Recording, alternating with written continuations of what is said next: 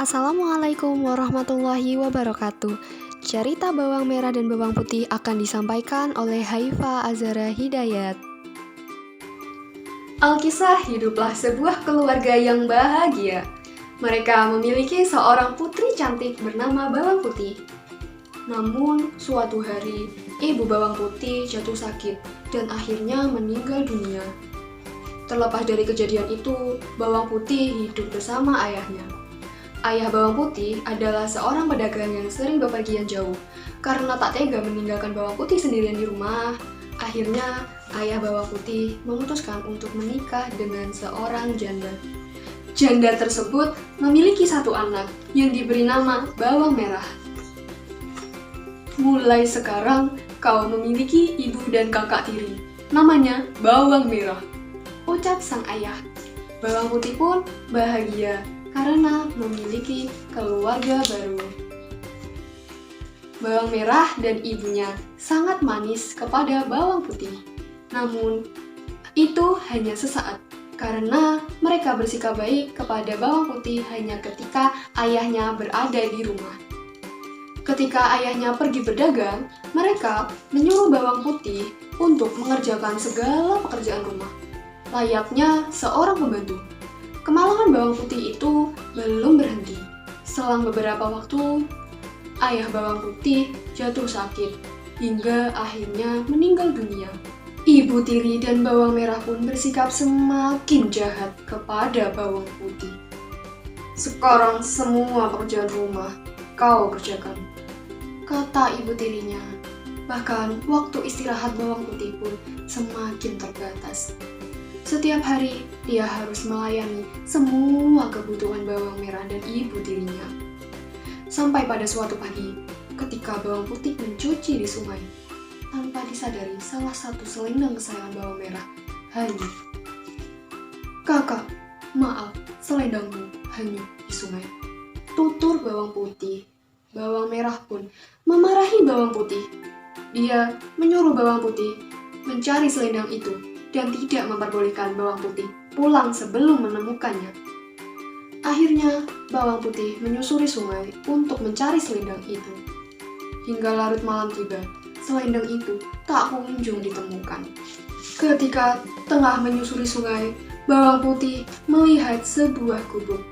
Ternyata gubuk itu dihuni oleh seorang nenek sebatang kara. Bawang Putih pun akhirnya meminta izin untuk menginap semalam. Nenek itu cukup baik hati. Dia mempersilahkan Bawang Putih untuk menginap. Nenek itu juga menanyakan perihal apa Bawang Putih dan bagaimana dia sampai di tempat itu. Bawang Putih pun menceritakan nasib yang dialaminya. Hingga nenek mendengar itu dan merasa iba. Ternyata selendang yang dicari Bawang Putih ditemukan oleh si nenek. Tapi nenek itu hanya mau menyerahkan selendang jika Bawang Putih menemaninya selama seminggu. Bawang Putih pun menerima tawaran itu dengan senang hati. Waktu seminggu pun berlalu. Kini Bawang Putih bersiap untuk pulang. Selama tinggal bersama nenek, Bawang Putih sangat rajin. Lalu nenek memberikan selendang yang dulu ia temukan dan memberikan hadiah pada Bawang Putih. Bawang Putih disuruh untuk memilih antara dua buah labu untuk dia bawa. Awalnya Bawang Putih menolak, namun karena ingin menghormati pemberian nenek, Bawang Putih akhirnya memilih labu yang kecil dengan alasan tak kuat membawanya. Nenek tersenyum mendengar alasan Bawang Putih. Setelah itu, Bawang Putih pun segera pulang dan menyerahkan selendang kepada Bawang Merah. Selanjutnya, ia segera ke dapur untuk membelah labu dan memasaknya. Namun, betapa terkejutnya dia ketika labu itu dibelah.